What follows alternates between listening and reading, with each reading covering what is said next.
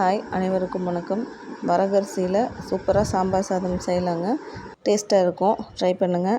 நான் மெல்லினி மில்லட்ஸில் புழுங்கல் வரகரிசி வாங்கினேங்க. இது வந்து ஒரு 1 ஹவராவது மினிமம் ஊற வைக்கணுங்கிறதுனால 2 டம்ளர் அரிசியை ஒரு 4-5 டைம் நல்லா வாஷ் பண்ணிவிட்டு, அழுக்கு நல்லா போகும், வாஷ் பண்ணிவிட்டு ஊற வச்சுருங்க. 2 டம்ளர் அரிசிக்கு 1 டம்ளர் துவரம் பருப்பு 2-3 டைம் அலசிட்டு ஊற வச்சுருங்க. அடுத்து குக்கரில் தேவையான அளவு எண்ணெய் ஊற்றிட்டு கடுகு போட்டு அது வெடித்ததுக்கப்புறம் கொஞ்சம் கருவேப்பிலை, 2 வரமிளகா, 7லேருந்து 8 பல் பூண்டு சின்ன சின்னதாக கட் பண்ணி போட்டு அதை நல்லா ப்ரௌன் கலர் ஆகிற வரைக்கும் வதக்கி விடுங்க. 20 சின்ன வெங்காயத்தை சின்ன சின்னதாக கட் பண்ணி அதையும் போட்டு நல்லா வதக்கி விடுங்க.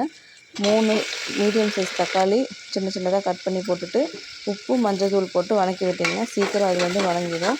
உங்களுக்கு என்னென்ன வெஜிடபிள்ஸ் வேணுமோ அதை எல்லாமே ஆட் பண்ணிக்கலாம். நான் கேரட், பீன்ஸ், அவரைக்காய், கத்திரிக்காய் சேர்த்துருக்கேங்க.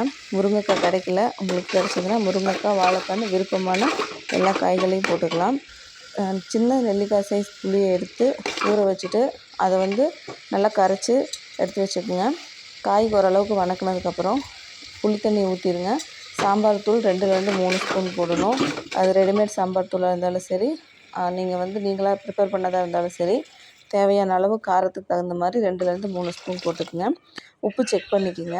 தண்ணி நல்லா கொதிக்கும்போது அரிசி களைஞ்சி வச்சுருக்கோம் இல்லையா, அந்த அரிசி பருப்பு எல்லாத்தையும் போட்டுருங்க.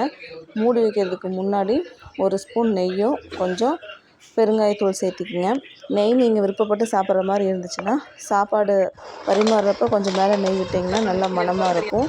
3 விசில் நான் விட்டுருக்கேங்க. நீங்கள் குக்கர் ஓப்பன் பண்ணிங்கன்னா மேலே சாம்பார் மாதிரி தான் தெரியும், தண்ணியாக இருக்கும். கிளறி விட்டிங்கன்னா நல்லா குழஞ்சி வந்துடும். இது கொஞ்சம் குழைய விட்டு சாப்பிட்டா தாங்க நல்லாயிருக்கும். இது நான் மதியத்துக்கு செஞ்சுருந்தேன், நைட்டுக்குமே நல்லா சாஃப்டாக தான் இருந்துச்சு. தேங்க்யூ ஃபார் வாட்சிங்.